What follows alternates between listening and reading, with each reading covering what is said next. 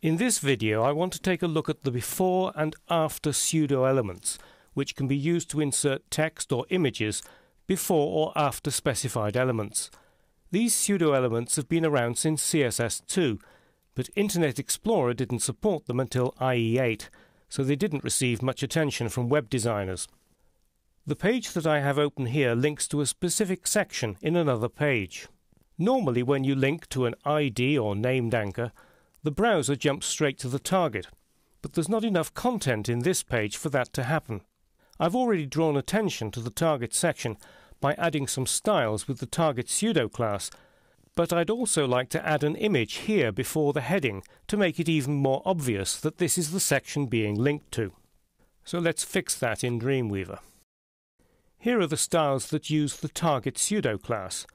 What I need to do is add another selector which will use both the target pseudo class and the before pseudo element. So it's h2 target and then immediately the before pseudo element. Now I've used a single colon for the before pseudo element. In CSS3 you're meant to use two colons like this. The idea is that a single colon represents a pseudo class and a double colon represents a pseudo element.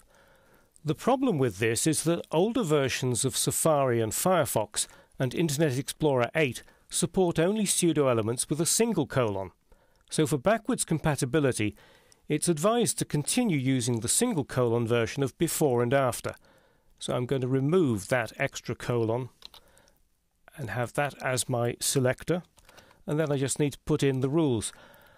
Generated content with before and after uses the content property. This property accepts a lot of values, but the one that I'm after is for an image, so I need to have URL. Select that, and Dreamweaver automatically opens the Select File dialog box, so I go to my Images folder and select this arrow R PNG. Click OK, and put a semicolon at the end of that line. Just open it a little bit wider. Now I can continue styling the way in which that image is going to be displayed. So I want the display property, and it's going to be inline block. I want to vertically align it in the middle and give it some padding on the right. So padding right 10 pixels. And I'll just save that and test it in the browser. So let's just link to it. And there we are, we've got that image which has been automatically inserted by the before pseudo element.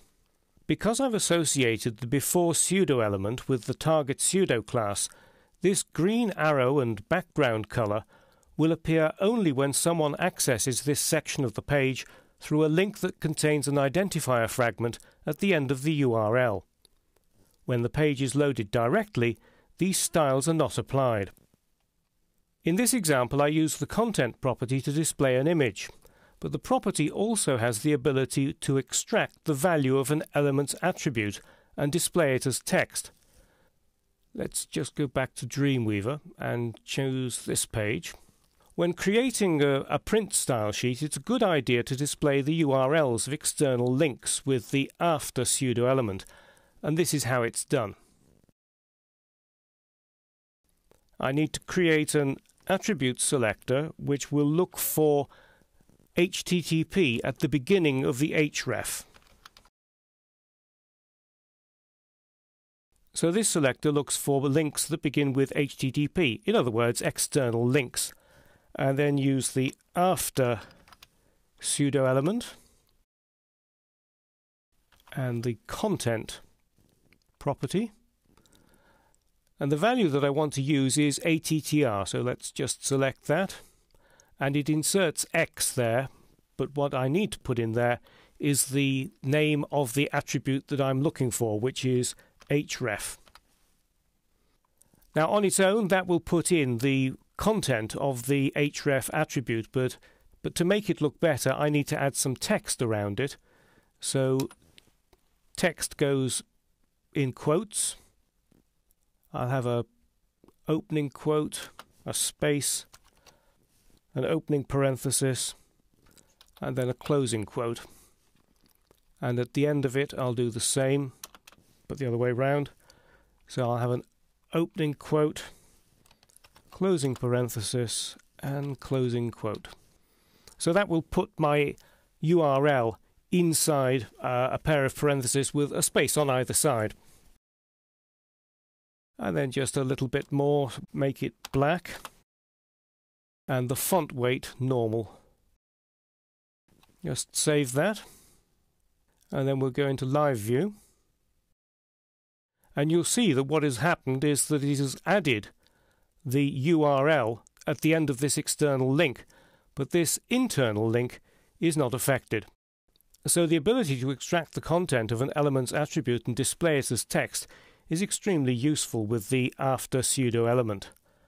Unfortunately, the before and after pseudo elements can't be applied to images.